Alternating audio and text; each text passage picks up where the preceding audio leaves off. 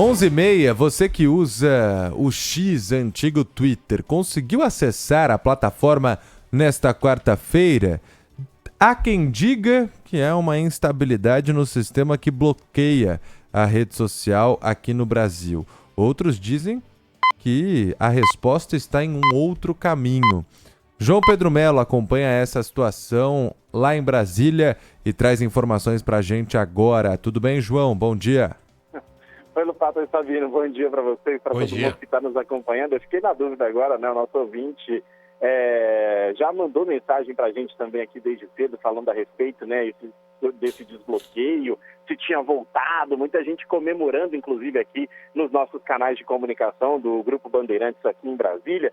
Mas a resposta que eu tenho para dar para o nosso ouvinte também aí de São Paulo é o seguinte: não há nenhuma previsão de desbloqueio do X. Ah, mas por que está funcionando?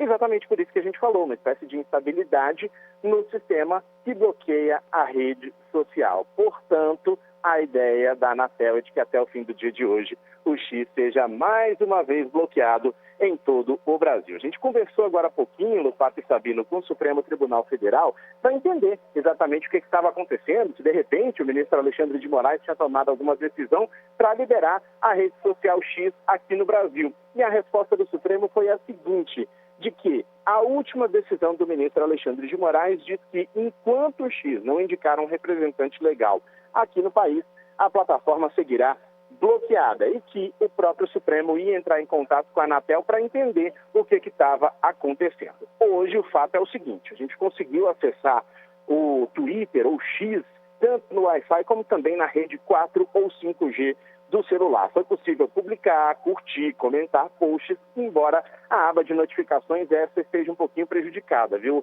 A minha, por exemplo, tinha hora que tinha 30 notificações, depois aparecia 0 notificação. Então, assim, a gente está acompanhando isso desde o início da manhã de hoje. A gente conversou com o especialista em tecnologia, o Arthur Igreja, e ele disse que o funcionamento pode ocorrer por uma espécie de dificuldade da Anatel em fiscalizar esse bloqueio. Vamos acompanhar.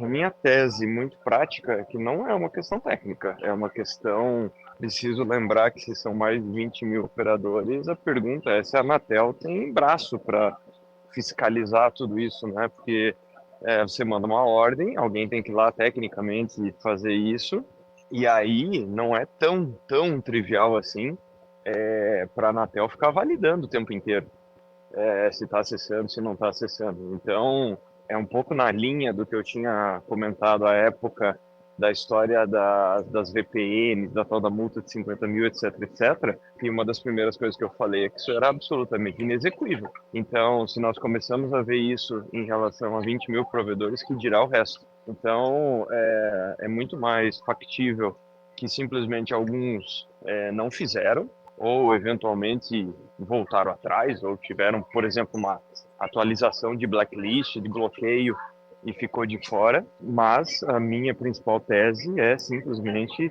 incapacidade de monitoramento e fiscalização.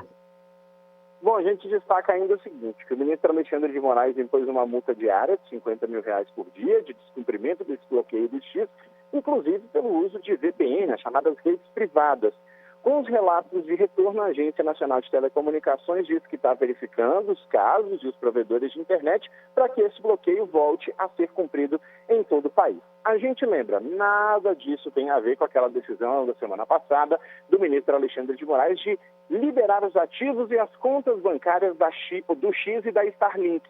Porque na semana passada foi feito um bloqueio nas contas da Starlink para o pagamento de multas relativas ao X, multas essas que custaram 11 bilhões nas contas da Starlink e 7 milhões e meio nas contas do X. Com a conclusão dessas movimentações, então, o ministro Alexandre de Moraes liberou as contas bancárias, mas ressaltou que a rede social permaneceria bloqueada em todo o Brasil até que indicasse ali um representante legal, o que ainda não aconteceu.